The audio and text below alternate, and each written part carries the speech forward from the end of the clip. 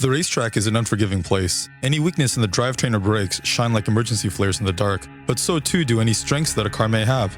The full boogie, as we sometimes call it, represents the purity of a reliable and dominating racetrack performance while still being wrapped in a package meant for the street. In our case, our subject is Porsche's most powerful production car to date, the GT2 RS. Twin turbos, 6-speed manual gearbox, adjustable suspension, carbon fiber and Alcantara. Beauty and the Beast, brains and brawn. For a car like this, we called in for some reinforcements to put some perspective on what kind of car it really is. My name is Patrick Long, here at Salt Lake City, Miller Motorsport Park to test the GT2 RS and give it a little bit of a baseline against the GT3 RS. You know, every time I've driven a new version of a 997, I've wondered what could be next, how it could be better. I'm never going to question a Weissach anymore because they keep proving me wrong. The GT2 RS is pretty unbelievable. The first thing that surprised me is it's so drivable. It's so smooth.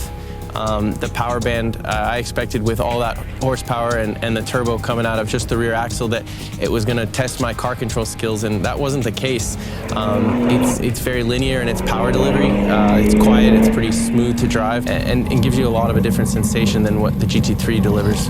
Balance-wise, the GT2 versus the GT3, high speed, I found myself working a little bit harder in the GT2 RS, and I would have to guess that's just from a little bit more weight. Braking, very similar, both with the PCCB. You can really just get on the brake and go as hard and deep as possible, lap after lap. So there you have a lot of parallels. I think the GT3 RS surprised me mid-corner just how planted it was, and that's probably down to the bigger rear wing. You know, when you look at the street application versus a club or track car application, the feelings of a GT2 RS lean towards more of a daily driver that's just an absolute beast on the road. No one's really going to give you a hard time.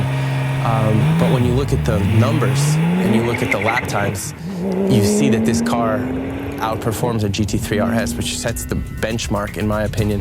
Where does that come from?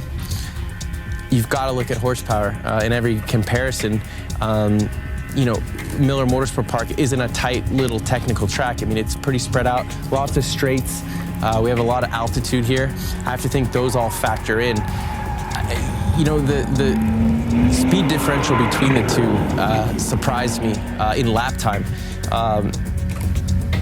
If I didn't see the lap times, I would have thought they were closer.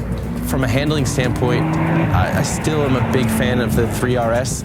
I probably, you know, that's a very familiar platform to everybody, and to see the lap time difference really is a pretty good endorsement for what this 2RS is capable of.